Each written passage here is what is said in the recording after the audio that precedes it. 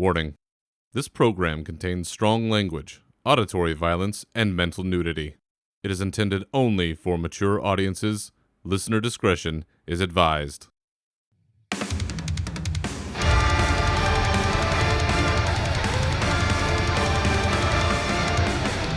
Welcome to your uncensored home for World of Warcraft news and opinions.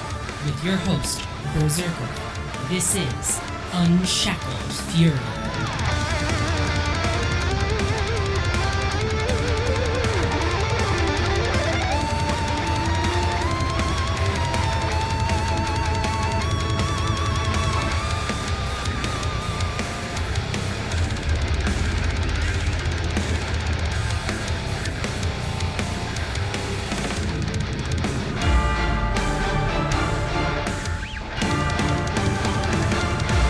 Dragonflight Alpha is rolling along as release date leaks run wild, and a warrior legend makes its triumphant return.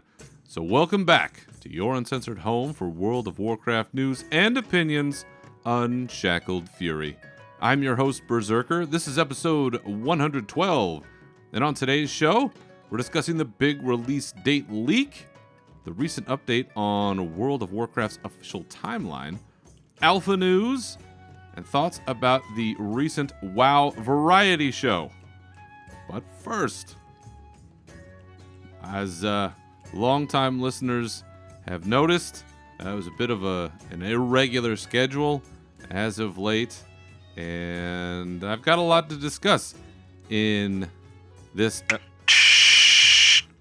Berserker, this is management. Oh, God. Yes. Hello, management. Yes, just checking in since I don't know if you know, but your content has been a little lacking as of late. Yeah. I intended to take a summer break, and I did, and then there was Alpha, and then some things happened, which I'm going to talk about. Would you please turn to page 37, subsection 3, paragraph 2, line 7, word X of your contract? And what does that say?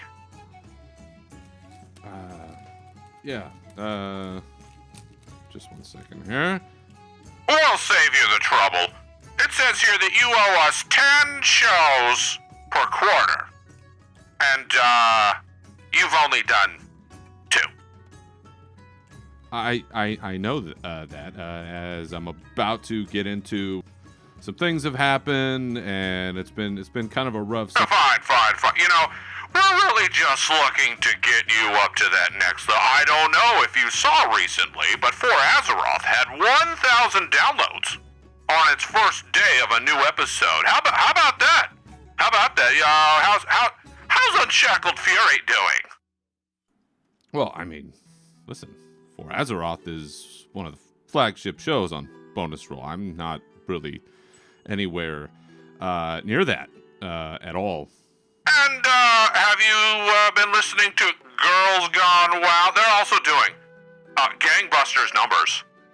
But Unshackled Fury, I'm flipping through the most recent reports here, and you're lacking. You're getting behind. I know, but I'm back now. I'll be back regularly every other week, doing what we do here. Oh, fine. You know, we want to get that content out. We need that content, and you are a great battery. A great producer of content here. And we just want to make sure that you don't get lost in the wind. That's really, we're really just mostly concerned about you. Oh, well, thank you for your concern. It's deeply felt and really appreciated. And I promise, regular content from here on out. Well, that's great to hear. I'm glad we could have this little discussion here today. Don't make me come back. Management out.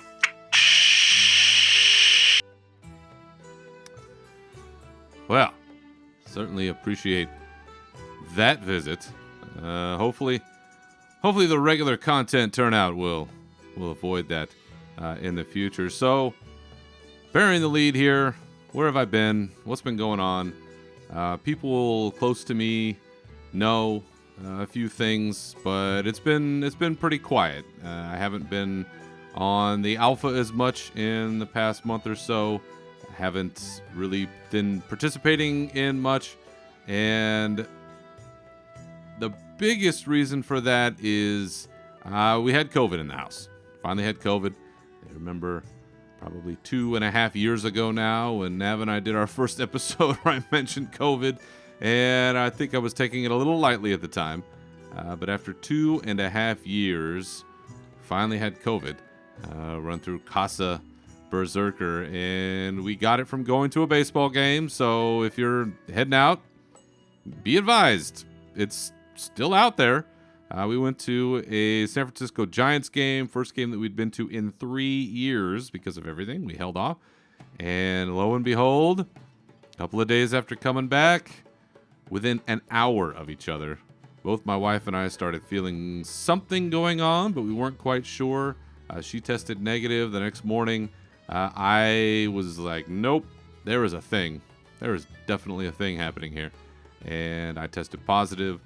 Then she did, and then my son did. So all three of us had it. And it took a good solid couple of weeks before it finally cleared out of our house. And so that was one big thing that we were dealing with. Another is that I've received some rather unfortunate news about my last living grandparent, which at my age, to still have one, I am pretty goddamn lucky. She's not going to be with us much longer, and watching somebody that you love deteriorate it's one of the most crushing things I think that you can experience. And what had happened was my dad, unfortunately, also caught COVID, had also dodged it all of these years, and then finally caught it. And he was unable to take her to a doctor's appointment. I was drafted in, said no problem, and that was the first time that I had really seen the state of things, the true state of things. It's a lot different when somebody gets brought over to a family get-together than when you see the situation, start to finish, going there, picking someone up, the whole routine. It can be tough. So those things hitting, plus another thing, the biggest one of all, which I'm going to talk about here in a little bit. It just was a confluence of incidents that really, frankly, WoW was the last thing on my mind. I did come back and do that episode once I had alpha access, which was amazing, which is amazing, and I'm very fortunate to be in that group of people who have been granted access into Dragonflight this early and to see all of the amazing things going on.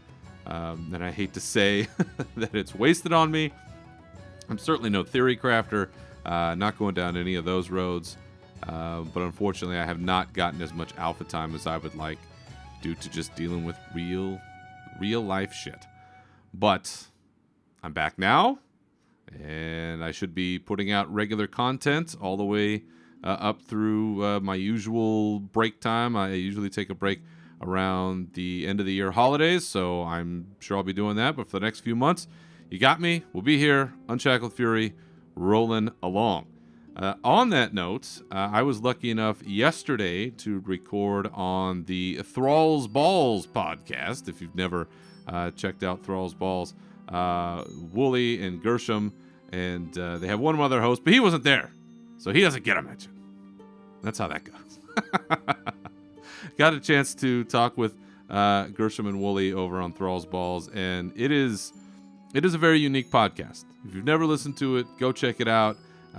These are real folks, and you know me.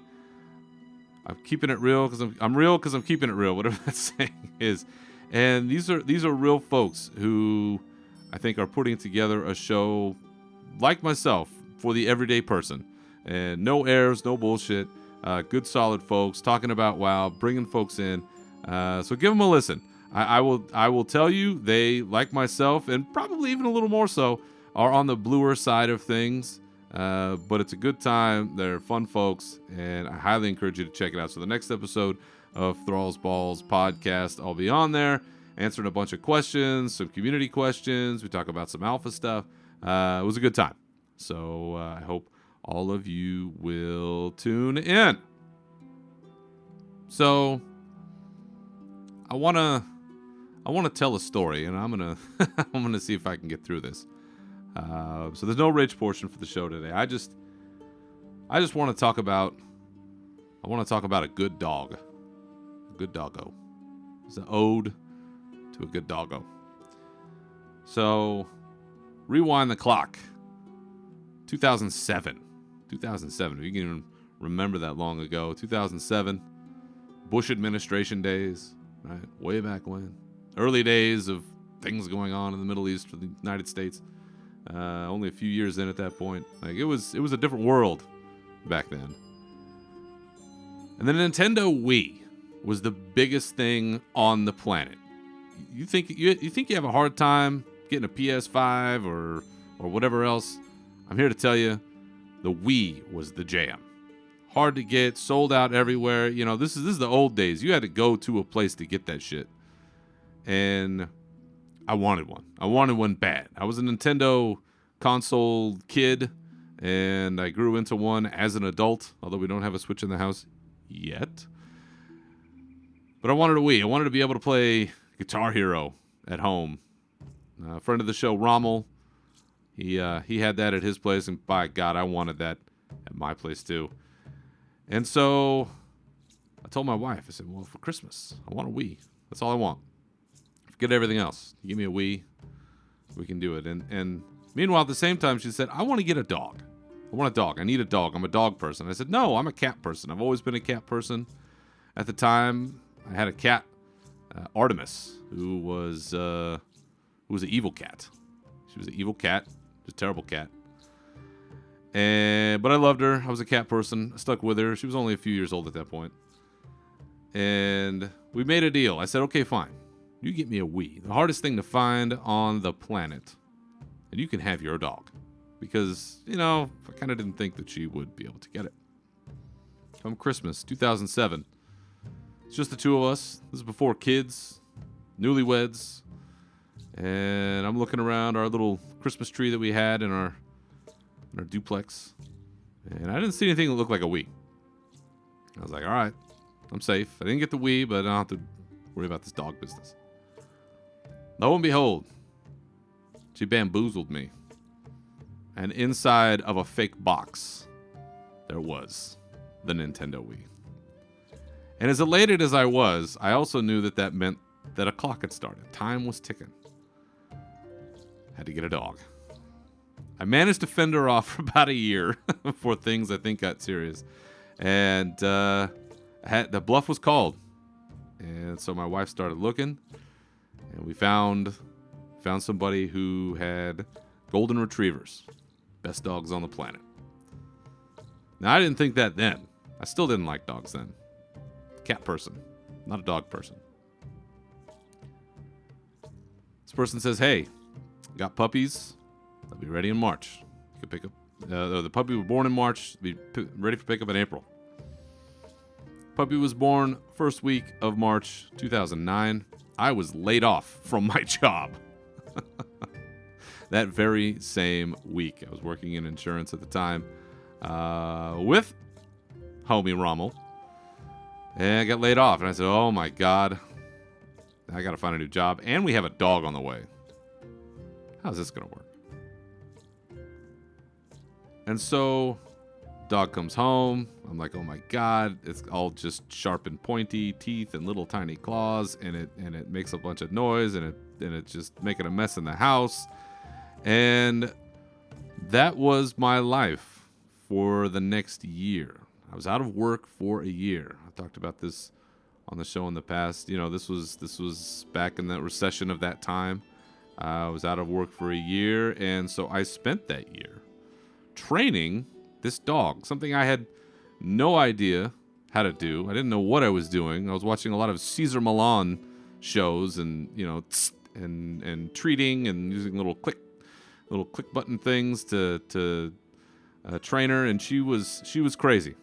This dog, she was nuts.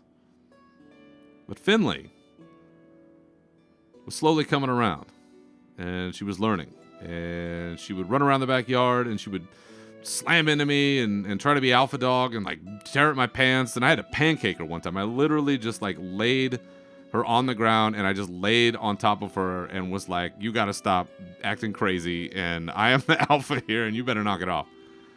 And so I pancaked the dog one time, and after that, it started to get a little bit better. Always puppy energy. Always puppy energy. No matter where we went, no matter who was there, no matter how old she got. Puppy energy. All the time.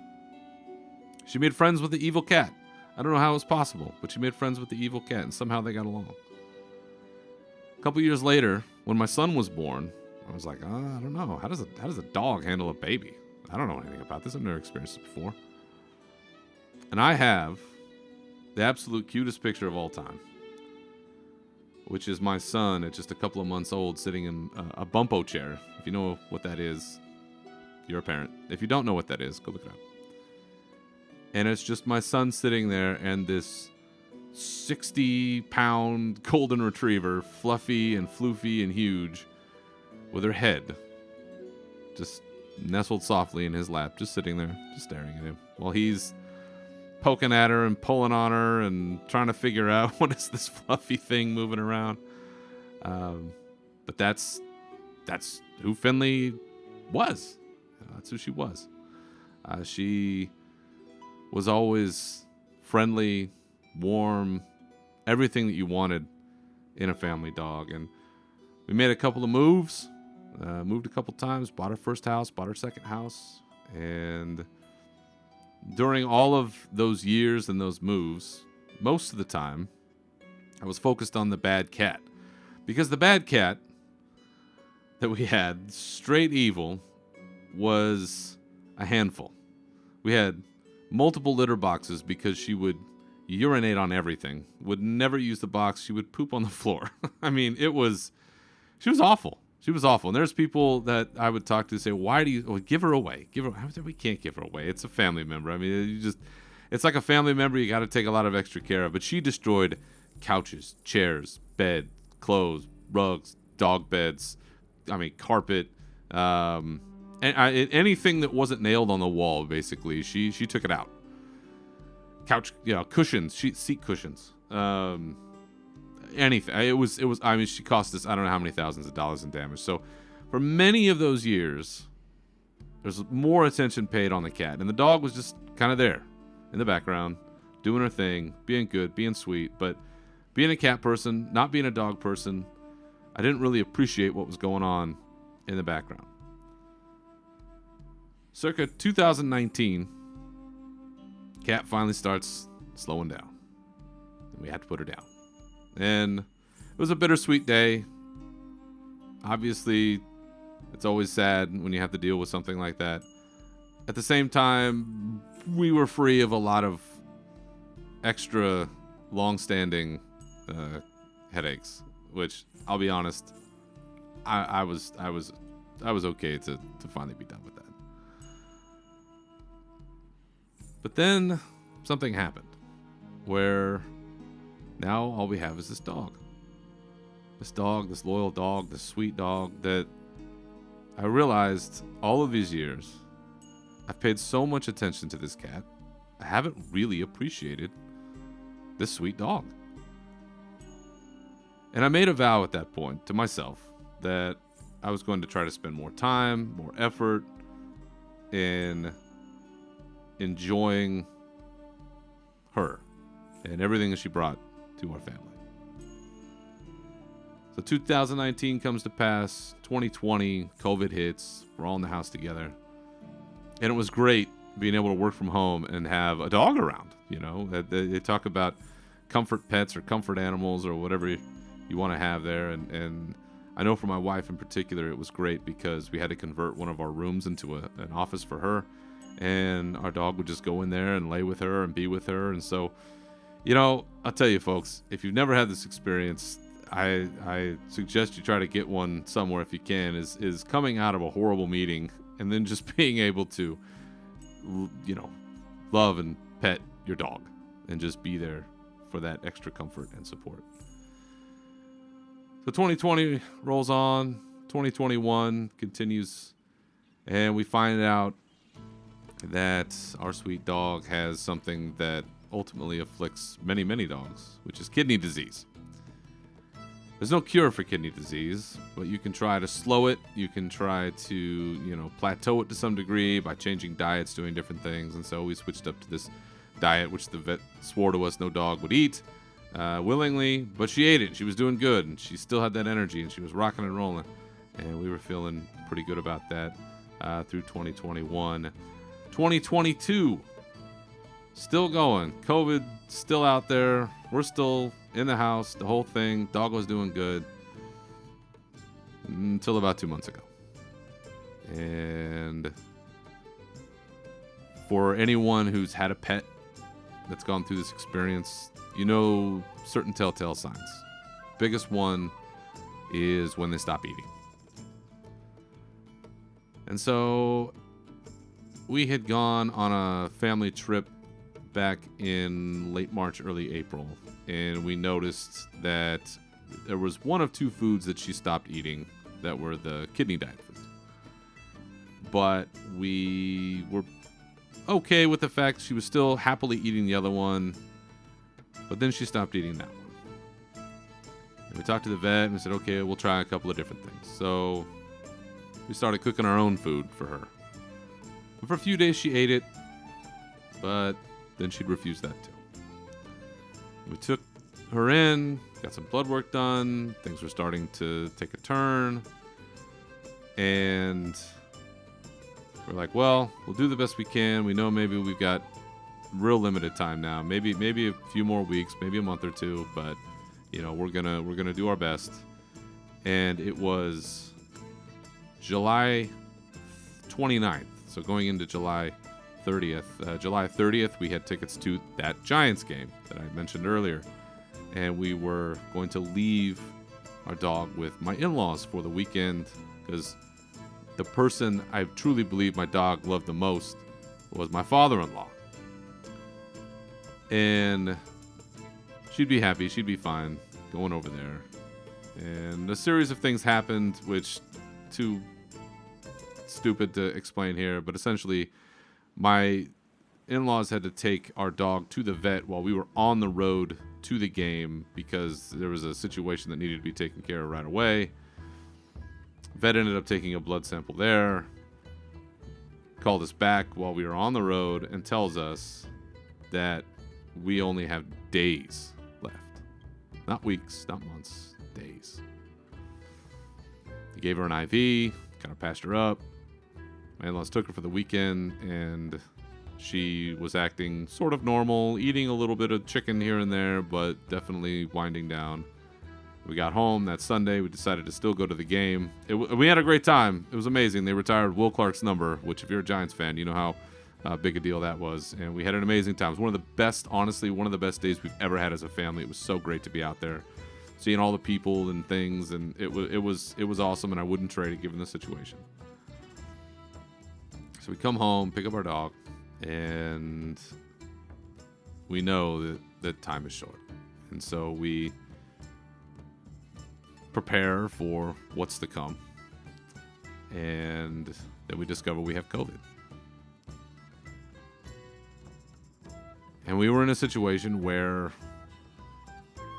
we had COVID and we were going to have to put our dog down, which is not a situation I recommend to anyone. So in that last week or so, I really had to come to terms with not just what was going to have to happen, but how in the end this animal, this family member changed me forever. I was a cat person. I am a dog person. And it's because I've never in my life experienced the kind of endless joy that you see and experience from a dog. no matter the day you're having, no matter what's going on, just sweetness and light all the time from this golden retriever. And we got to what essentially was the last real day, and we had to make the call. And we were fortunate enough to have a service nearby that could come to our house, and we were able to spend our last moments with her in the backyard, her favorite place.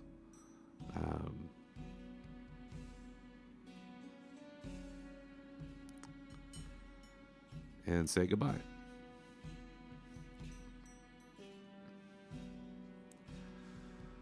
So with everything that had been going on, to then also have to deal with that. That was the hardest one. And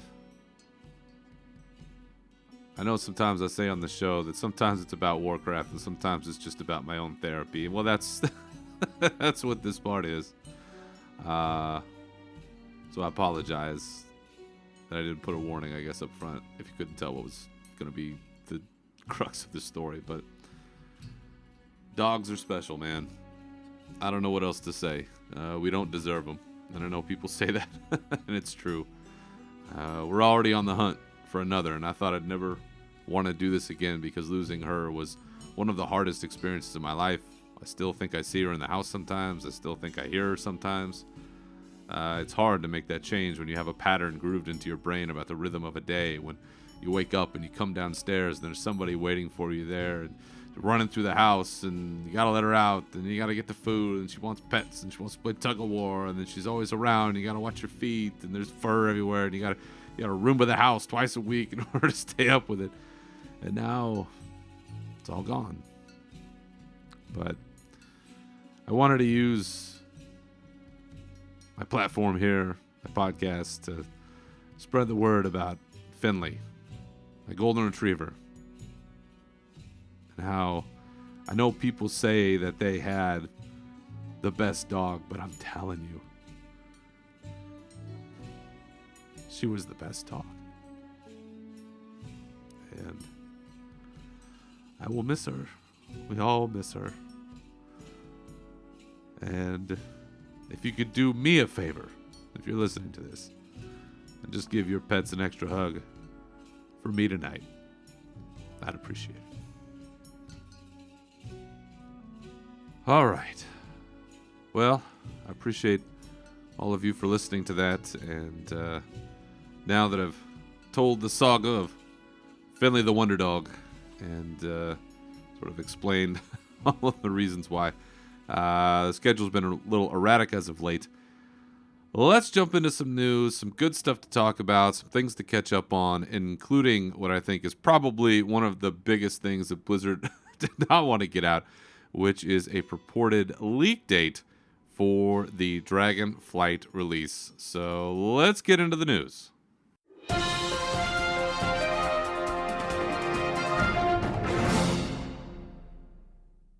So somebody in production is going to get in a lot of trouble if they haven't already for a document that made its way onto Reddit, which seems to look pretty legit, at least to my eyes, and it involves the release dates for several Activision Blizzard games. We have WoW Classic, Overwatch 2 PvP, the pre-patch for Dragonflight, Call of Duty Cortez, Call of Duty Warzone 2, WoW Classic Wrath of the Lich King launch, Dragonflight launch, and the Diablo 4 pre-purchase dates. So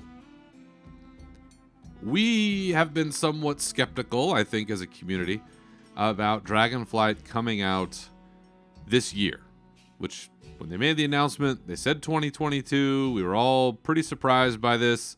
I think at the time, not seeing anything, right? Just putting it out there. 2022. That seemed like there's just no way. And we're always very skeptical of these things because we don't want, as much as I love Cyberpunk, we don't want that experience where things are released too early and there's problems, and then that's what things get known for. Although I will say is that a game like Warcraft, it's never done, right? Yes, I think some things can be iterated on more, but there's always going to be changes and stuff and patches, and we just want it in a playable state, right? Playable state. I think that's the bottom line.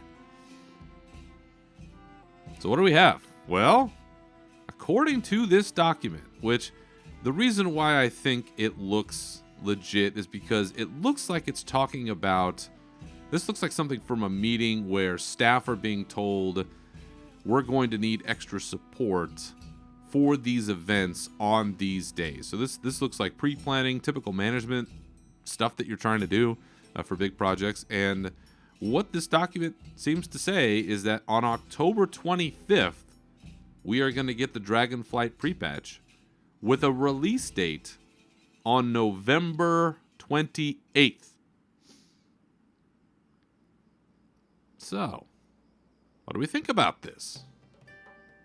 November 28th for the launch with a pre-patch a month before. When this first hit, I saw a lot of people running around. The sky is falling. The sky is falling. It'll never be ready in time. This is ridiculous. We all thought it was going to be March of 23. It was going to take that long for things to get out in a playable state, in good shape. I'll be honest with you. At first, I was one of them. I thought February, March was about what we're looking at when it came to the Dragonflight release, and a lot of that has to do with the holidays. You don't want people working on Christmas. You don't want people working on Thanksgiving. I know when we had the Shadowlands release, that was Thanksgiving time, and that was probably not something that they ever want to push again. But having it on the 28th, that's still probably having some people working some long hours around Thanksgiving. Maybe they get the day and the day after off, but there's still going to be a lot of work going on to get that prepped ahead of the launch. I don't see how you avoid that. But here's what I'll say about that. Being lucky enough to see things on the alpha, I think we're going to be okay. There's a lot of supposition on our part as players because we are not part of the production team. We don't see the inside. We have to guess a lot on what things look like, what state things are in, based on timelines of old and things that we've seen in the past. My gut tells me that Shadowlands was not as resource intensive towards the end because it sounds like they cut content or combined content, and they were probably able to shift gears over to Dragonflight and had that going for longer than we thought or we think. And with the state of things that I've seen on the alpha, I think we're going to be okay. If it's delayed a little bit, if this isn't legit, if this is, because they could fudge this, right? Like, there's nobody saying that this is official on the Blizzard side. This is a leak. This is a leak they probably didn't want to get out if that's the date. But, listen, if you want to take some time off, it might be nice to know ahead of time. But I think we're going to be okay. November 28th, that gives us mid-December, for raids? And that maybe gets the Mythic race done by Christmas. It gives you that December window to crank all that stuff out. Maybe some lessons will be learned from the last one, and it won't drag on as long as it did before, and they'll be able to make that squeeze. So that seems like the right kind of window. But the dates here, we've got the August 30th Wrath of the Lich King pre-patch, which ended up being true. October 4th for the Overwatch 2 PvP. October 25th for the WoW 10.0 pre-patch. The WoW Classic Wrath of the Lich King launch on September 26th.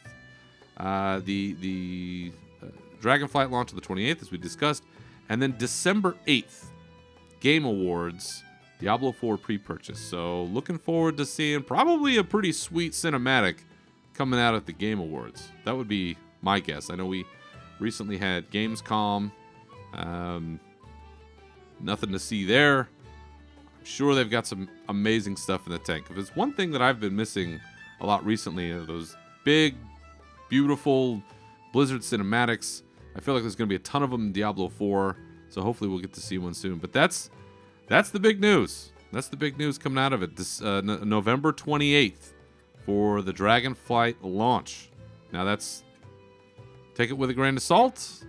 We don't know that it's absolutely true, but things are lining up to look like that is the date. So if you want to plan some vacation, it's tough around the holidays, sort of bookending that, but that might be something that you want to do. So November 28th, let's keep our eyes open, folks, but that is the leak for now.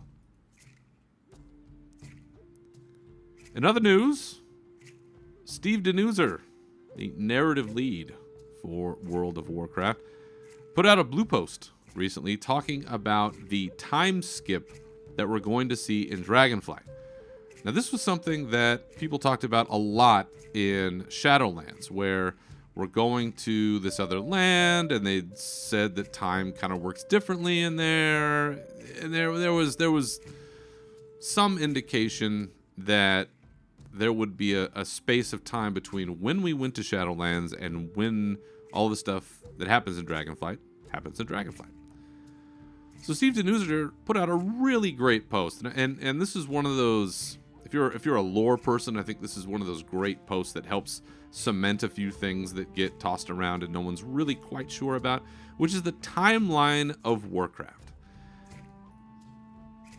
So the opening of the Dark Portal. Now we're going back a ways, folks. The first opening of the Dark Portal. So this is the events of the original Warcraft RTS, right? That is what they consider year 0. That's year 0. And they put out sort of this timeline matching up when things happened, where original World of Warcraft was 25 years. So like year 25.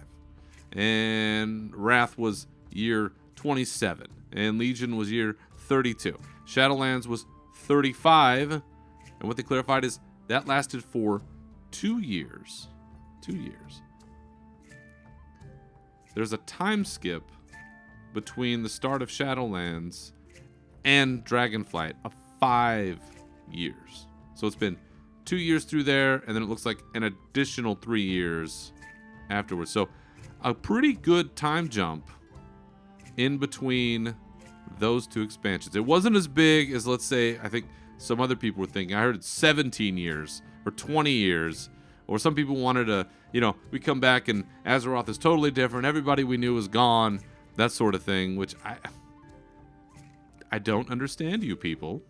But, okay. I don't think they're going to do that. But there you go. And there was a hint here about some of the things that have happened during that time. And if I can read a little bit here, is as for changes to the world that have been discussed or foreshadowed, such as the resettlement of Gilneas, those will not be happening during the fast forward. As cool as it is to show locations and populations evolving because of story progression, we want events of this importance to be in-game questing that our players experience for themselves, as with the reclaiming of the ruins of Lordaeron in the 9.2.5 update, rather than having it happen off-camera. There's also a mention here, I believe, of how things have settled down. Finally living that Pandaren dream of slow down, where now we're going to be given a window of time where the Horde and Alliance have made peace, that things have been settling, and that quote-unquote normal life has been going on Azeroth without some sort of major threat, as they say, looming over their heads. So now they've had a few years of relative normalcy before we, of course, go over to the Dragon Isles and see what's going on. So I really appreciated this sort of insight and clearing things up, because there really was a fair amount of confusion. And they even added that there's going to be a digital short story at some point coming up about one particularly joyous occasion. I'm not going to spoil what that is. If you're a lore hound, it's kind of a big deal. Something that was teased way back when, if you've been reading all of the ancillary stuff. But always appreciate that Stevie Dan coming in, giving us a slice of lore and setting us straight. I do believe we continue to be in good hands with him. But if you want to read the post yourself, it's out there. Steve Denuser, again, WoW narrative lead, putting a post in the forums about the timeline of Warcraft, how they look at things, and where we are heading into Dragonflight. Now, perhaps most important of all, I think I buried the lead here. Warrior trees have been added onto the alpha. The talent trees are available, and most importantly of all, they heard our pleas, they heard our call, and Odin's Fury, the Legion artifact ability that was stolen from us after the end of that expansion, has finally been made available once again, and I, for one, could not be happier. Did I make an evoker on the alpha? Of course I did. Everybody does. You want to see the new hotness. But am I spending most of my time leveling as a warrior? You're damn right I am. And why? Because I can throw down with Odin's Fury, and it's the best. Many iterations. And I always say this when we have alpha and beta time. Test this stuff out, because they need the feedback. And holy Lord, with the warrior trees, we've seen a lot of changes. I feel like every new round of alpha that they put out, it changes something. It's splitting stuff off. It's making one path easier and one path different. And the reason why is they want you to test it out. And I have been very happy thus far with the things I've seen. Classic abilities coming back. Second Wind is nice to see. Something that I haven't taken or used in a long time, just kind of as an extra healing thing. Odin's Fury, obviously top of my list. But there are other abilities that they have been using from Shadowlands. Legendary abilities, Signet of the Tormented Kings, stuff like that. I have been very happy to see that as I've watched all these other trees get put out and people talking about all the great stuff they're seeing again and abilities that they missed or whatnot, I was getting very jealous. But thus far, and as of late, the most recent iteration of the Warrior Tree, I am pretty happy with the state that things are shaping up to be. The flow feels nice. You can go single-minded Fury if you want. I agree with Des Mephisto. I think it's high time that we drop the transmog restrictions between one-hander and two-hander, because, you know, there's some one-handers that look like two-handers, and there's some really great transmog that I know I have personally that I'm never able to use because Titan's Grip is the shit, and I'm never going to go back. I can wield two-handers. It's the ultimate warrior fantasy. I'm glad I can do it, but I don't know. It feels kind of crappy to have to sacrifice some good transmog, but all things being equal, I'll take it. So I've been testing that out. Super happy with where we are. It seems like there is better communication overall between various classes, people checking in on different things, swifter changes on the alpha to comments being received, and people keep iterating on these things. And I feel like, again, we're getting into a better spot faster than perhaps we would have in the past, which gets us to potentially a good spot if this release is happening at the end of November. They're still pumping out more builds. More people are getting invited. There's going to be a beta here at some point soon. So if you haven't already, sign up for all that stuff, because the waves will open up. They will want to get people in. It's only going to be so big. It's always that way. Listen, I didn't get into a lot of this stuff for many, many years. That's why it was a pretty big deal for me that I got in this time. But typically I don't. Or I don't until way late. That's what Nav and I used to joke about. You know, we'd get in maybe the fourth wave of a beta or the fifth wave of a beta. You know, no, alpha. Not us. Keep trying. And when you get in there, test this stuff out.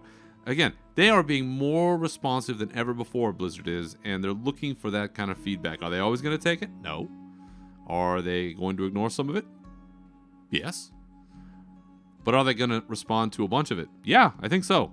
When you have a vocal community that is making good points that are backed up by, things that they can show or demonstrate, conflicting abilities or things that aren't quite hitting right. It looks like a lot of nerfs have been happening.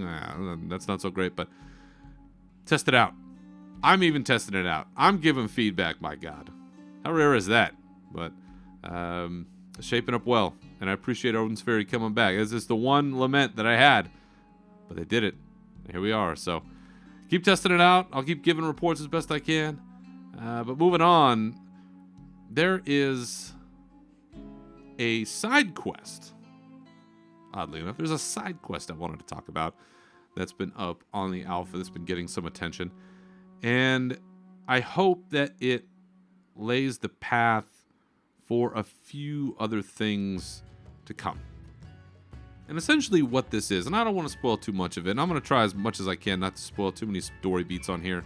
My plan when the game releases is I want to try to go sort of zone by zone, give my review, those kinds of things, if I remember that I said this.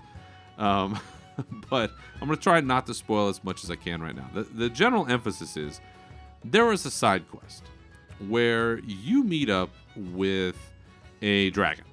An old dragon on the Dragon Isles.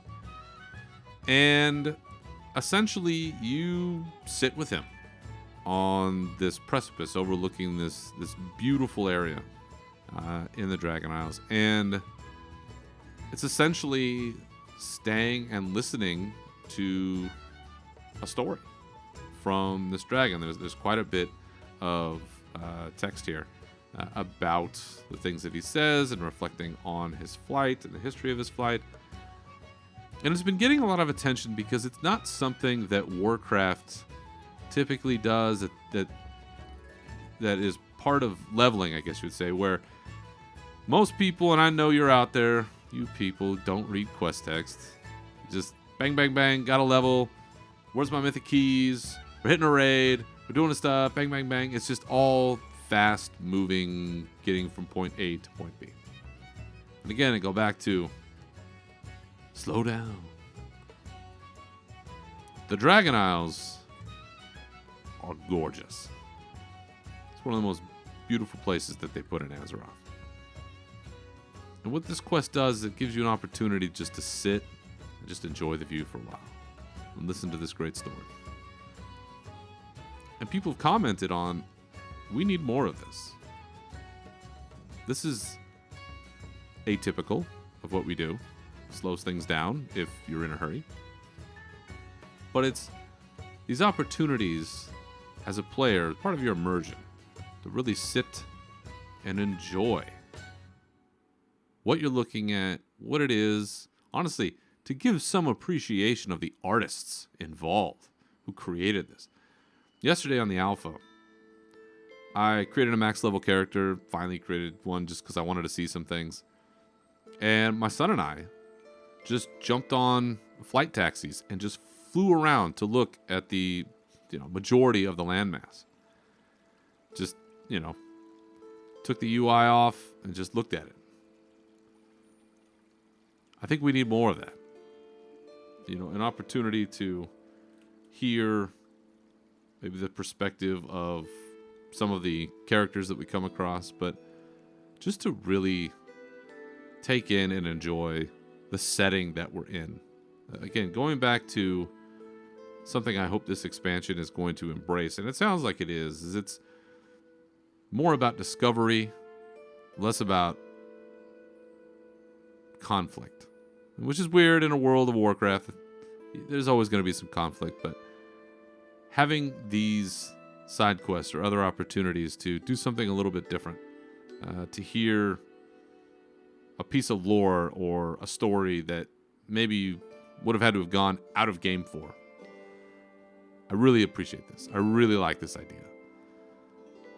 Old dragons, been around. I think anybody of a certain age, you start to feel like you also want people to hear your stories and the things that you want to pass down.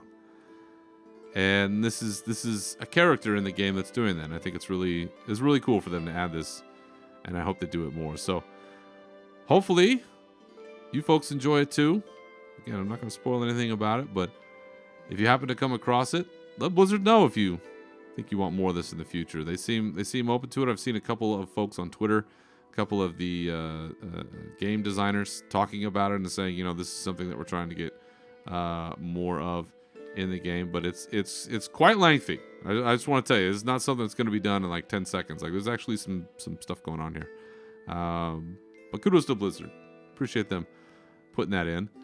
Meanwhile, like I said, I've been doing a little questing in the alpha.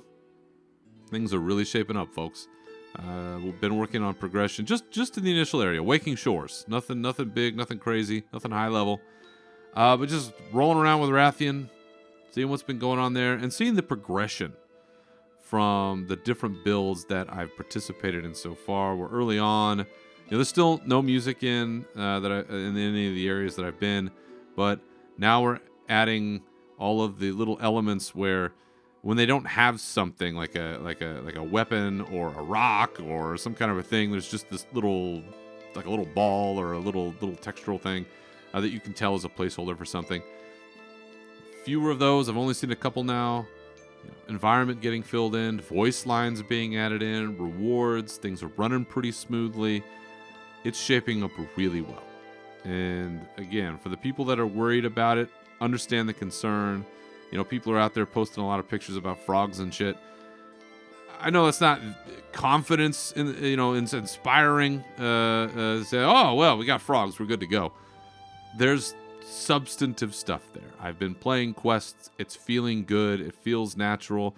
A lot of voice work. And it was something that they talked about with Shadowlands that was hard because of the pandemic, was getting all of the voice lines that they wanted to get in. And they potentially were going to have a silent expansion because they weren't sure how they were going to be able to do it all in the situation we were in. They might be making up for it in not Shadowlands, in Dragonflight, where a lot of voice acting, even just in a quest where you're like, this guy could have said this or done this, we could have been over with this quickly. Dialogue, like real dialogue happening. Maybe if you're trying to power level, it's going to piss you off, but for somebody like me, it was a lot of fun. I enjoyed it. But the progression is shaping up really nicely. So, again, high hopes, folks. High hopes. One thing that I haven't seen on the alpha that was data mined, and, honestly, I'm not mad at this one. Wowhead, of course, has data mined the Dragonflight login screen. They even have one that doesn't have any sound, but it's animated, and you can check it out. And it is, what a vibe! It is gorgeous. It's basically the Stony Tony Tower area, and if it's setting the tone for the expansion, and I'd like to think that when we look at those login screens, they're kind of setting the tone for the adventure that we're about to take. This is majestic, awe-inspiring. It beckons you to adventure, right? It's welcoming. As much as I love Wrath of the Lich King, Sindric Ghosts flying down, screaming at you, it's not the most welcoming. It's cool. Deathwing sitting on top of Stormwind and crushing and screaming, again, sense of doom and dread and like, oh shit, things are about to go down. This is totally different. I can't wait to see it actually implemented in the game with everything that we need. But this is a one beautiful login screen. So if you get the chance, just go on Wowhead, animated Dragonflight login screen, Dragonflight Alpha Build 45141, and check it out. This is from like a week and a half ago at this point, so it's been out for a while. But my goodness, this is a Hall of Famer. It's a top one for sure. Yeah, it crushed it. I'm looking at it now, like, wow, that is amazing. Another thing that was getting some conversation as of late, mostly good, some stupid, is the fact that it has been discovered that in Dragonflight there is a clan leader, a clan leader for Centaur, one of the Centaur clans on the Anaran Plains, who is deaf. It's a deaf character. So this is Sansak Khan, who speaks through a form of sign language that the Centaur have, and Okier is the individual who speaks for the clan leader. And why this is a big deal is, again, we talk a lot about, especially in recent times, about inclusion in World of Warcraft. Because after all, I don't know how many NPCs there are, but there's a lot. There's a lot. And you have room for a lot of different kinds of folks. Now, straight white dude, I don't think about these things, as often. I'm not thinking, there's not a deaf person. I'll be honest with you, never thought about it. Never thought about it once. But for those players out there, and there are a lot, who are deaf, where's their representation, right? Well, it's another piece of the puzzle here. They're putting one in. And it goes to show, once again, that nothing's perfect, right? Activision Blizzard, we know their sins, of which there are many. But I do believe that the people in charge of Warcraft right now are doing their best to widen that tent, to bring as many people in as possible to the fold. And to have somebody that they feel represents them or their community. And this is, this isn't some huge character, right? This isn't some central character to the whole, it's not a deaf dragon. But it's the first step into that. And it's the question of, well, why couldn't we? No reason we can't. Why couldn't we have a central character that's deaf? Or gay, Rathian? Or represent some other underrepresented community? No reason we can't have that as a major character. So, this is the first step. There's always more to go. But again, I want to applaud any effort to continue to broaden this landscape. So, if you want to check it out, there's articles out there. If you finally get into the alpha or beta, you can check this situation out. It's out in the Onaran Plains. Again, that's Sansa Khan, one of the Centaur clan leaders, and Okeer. And there's a conversation in a Wowhead article about it that was Dataminder. They just transcribed it. That explains the relationship there. That when you're talking to the clan leader, you should be talking to them, not the interpreter, because it's the words of that person. And so, again, it's sort of educating those of us that, probably need a little bit of that education on how to navigate a situation like that. So, inclusion, learning, it's all good, folks. It's all good. So, happy to see moves like that once again and making Warcraft the greatest game there is for the most people on this planet. Last thing I wanted to talk about with Alpha News is Ian Hazzikostas did an interview with Maximum. Most of this was about stuff that I'm not going to touch, talking about Season 4, talking about Mythic Plus stuff, and some other talent tree business that I don't care all that much about. But there was an interesting thing that was brought up about how the community would feel if they released all the difficulties of the raids on the same day instead of having Mythic launch a week after. I say let them run wild. Do it. See what happens. See what happens, because I think that would make it more chaotic, which I kind of love.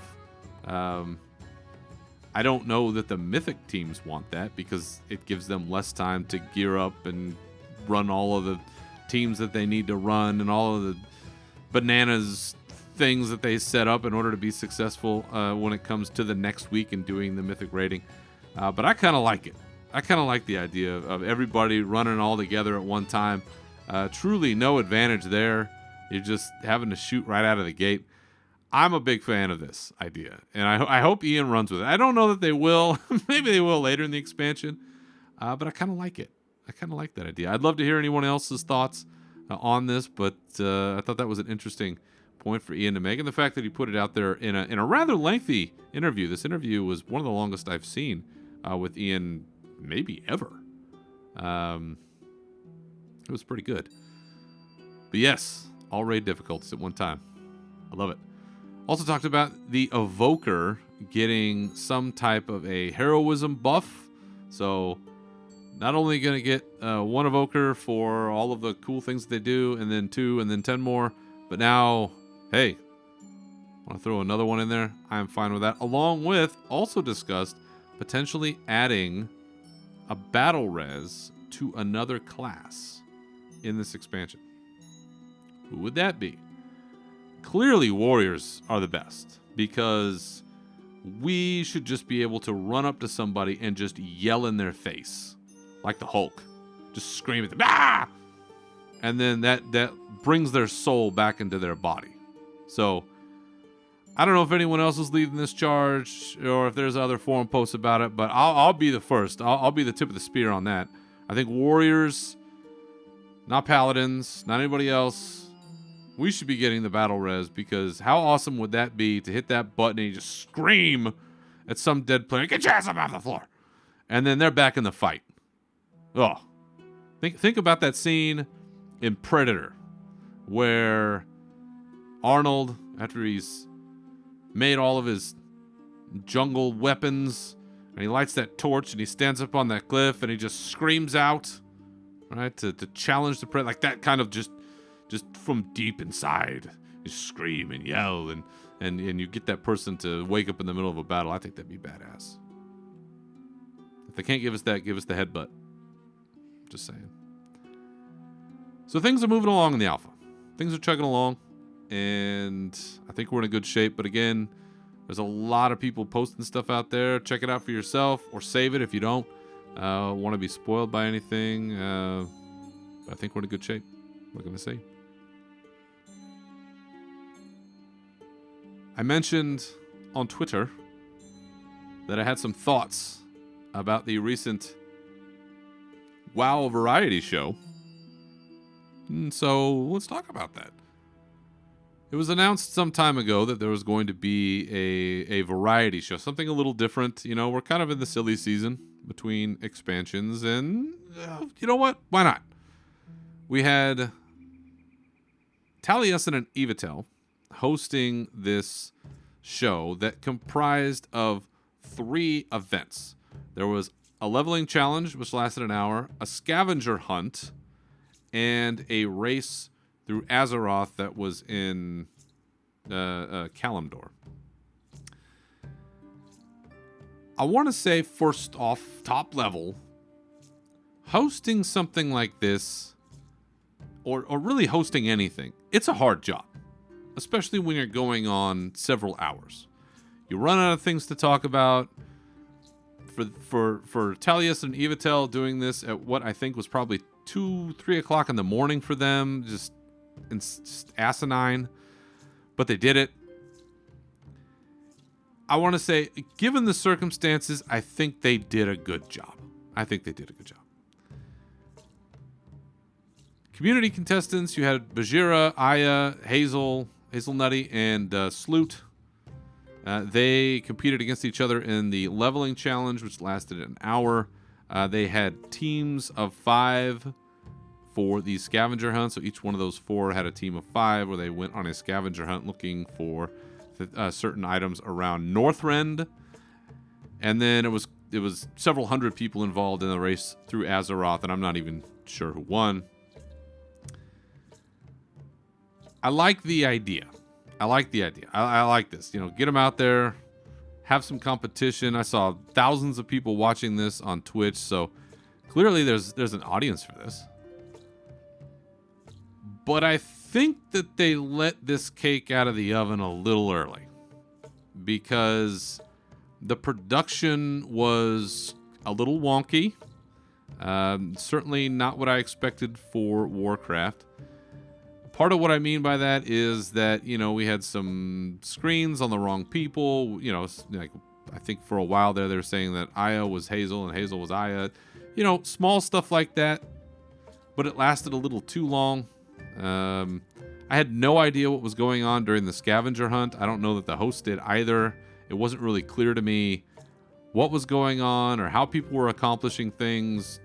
Apparently they were, because it would say they had accomplished so many out of so many, and the number would go up. But for that chunk, I had no idea what was going on. And I'm not really sure that the host did either. The race through Azeroth, it started and somebody won. I don't know who won. It was chaotic, to say the least. So as a viewer, there was too much time spent not knowing or understanding what was going on. God bless Taliesin, and even he admitted later in a stream that, you know, they did the best they could. This clearly is something that, as time goes on, assuming they continue to do this, it'll get better and it'll look smoother and be more polished. But it was rough. It was a little rough. I was confused. My son and I were watching it for a while, and my wife comes in and she's like, "This is just cringe," basically. I said, "Well, you know, I don't know. It's the first time they've ever done it, so it's hard to say what they're doing." As for the contestants, and I want to call out a comment that was made to me on Twitter by Ultramech Jeff. Thanks, Jeff, for the comment and the support. Who had made a comment about me representing warriors better than Bajheera. Now, here's what I'll say about that. And I've alluded to this, I think, over time, and nobody listens to this. I don't think anybody cares if I say any of this. I think Bajheera he clearly loves being a warrior. Like, I think he loves it as much as I do. Always talking about it, always blowing up, you know, Warcraft stuff when he's doing Warcraft stuff. And it's always about being a warrior and warrior-minded stuff, warrior-centric things. I think he is a good representative as a part of the warrior community in the sense that he loves being a warrior as much as anyone. The issue that I have, maybe, with him and situations like this is, caveat here, I don't understand the life of a streamer. I'm not one, never going to be one. And I know that you have to do what you need to do to get people to look at your stream and what you're doing. And if that is going to be a viable source of income, you have to be cognizant of what your audience is looking for. And so people like Bajheera, streamers like him, have to jump from game to game. For him, sometimes it's WoW, Path of Exile, other things. I think where I get a little miffed sometimes is they seem to go back to the same well when it comes to participants and stuff like this. And I know it's not necessarily what you know, it's who you know. I'm not necessarily saying that I should be in there either, because nobody knows who I am, and this is all about numbers. I mean, Bajheera's got like 500,000 followers on Twitch or something like that. I mean, it's crazy numbers. So you're looking at a numbers game, folks. I get all of that. I think the thing that really gets me is I don't really know after all this time who Bajheera really is. You know, I think especially if you listen to this podcast today, I think you know or get a sense of who I am as an individual, as a person, not just as a person who plays WoW. Like, you get a sense of the human. I don't know so much about him. Like, who is Jackson, the guy? I don't really know, you know? And so for me, it's hard for me to connect sometimes with people when there's a personality, there's a sort of a front. And I don't say that to be offensive in that way. It's like, oh, you're fronting. No, it's just people, and I'm sure they have good reasons to do it, but at the same time, it's hard for me to connect like warrior to warrior. Like, I want to back somebody, you know, and I think there was another warrior there. Aya or Sloot, somebody was playing a warrior, which was great to see that representation. But I think I'm just a little more real. Maybe that's what it is, Jeff. I think maybe I just might be. You might just know more of who I am as an individual, and maybe it just comes across as better rep or not. Clearly, I have nowhere near any of the numbers that Bajheera has, and he's been wildly, insanely successful in his endeavors here. But sometimes I do wonder who that person is. I don't really know. And that's always something I strive for here, is to be as real as I can. You get me, good or bad. It's just, I am who I am. But overall, back to the point. I think it's a good start and I like this idea of this variety show. And hopefully they'll keep doing it, smoothing it out, inviting some more people on, maybe some people that play Warcraft more than just 2 or 3 months out of the year, because I know that there's a lot of people that are dedicated to the game, and I'd like to see some more of those faces on a platform such as this, so we will see. The last thing that I wanted to talk about, this is not about Warcraft. It's about one of my other beloved Blizzard games. Right now, they are giving away StarCraft Remastered for free. So if you don't have an Amazon account, you got to link your Amazon Games account or whatever it is to your Blizzard account, or you can do a trial. I think this way's kind of around it if you're, suspect of that relationship. But getting to go back for free and see the OG StarCraft, but elevated, I can't recommend it enough.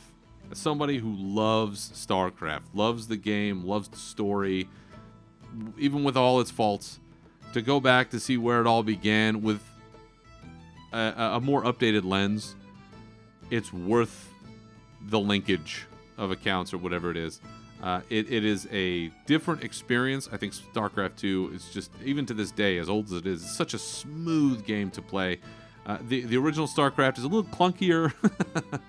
Certainly the story, for me anyway, I think the storyline that you play through, the missions that you have to play through, I think are more challenging. You really have to know what you're doing, but so worth it. StarCraft Remastered, I thought it was great when they did it. I still think it's great. I've been playing it again more recently just to pick it up because they had mentioned that they were doing this, and I was like, I got to go back and play another mission or two, and I did. What a good time, and I really hope that they bring StarCraft back. It's kind of sad. Recently, as a side note, I got an email, as we tend to get a million of these things, about the Blizzard store and what they've got on sale and this and that. And the most recent one, it had links to every franchise and sort of a block at the bottom of the email, and StarCraft was listed dead last, which tells you, I suppose, the state of that franchise. And, Warcraft is the king. Overwatch is doing its thing. Diablo's about to be just shot out of a cannon with Diablo 4. And certainly that's where a lot of the resources are going to be put towards. But StarCraft, I still love you. You're out there. And right now, StarCraft Remastered. Get it for free. Link up that account. Have a good time. All right. Well, that'll do it for this episode. My thanks to all of you for listening. And remember, you can always follow me and this show on Twitter at Berserker Rage and _Fury. You can also join our Discord, links for which are in the profile of the show on Twitter, and our Bonus Roll Productions page. Feel free to contact the show with your questions, comments, or otherwise through any of those resources or unshackledfury.com. And you can find this show wherever you get your podcasts. So once again, thank you for listening. Remember to keep your swords wet and your banners high, and we'll see you next time. Farewell.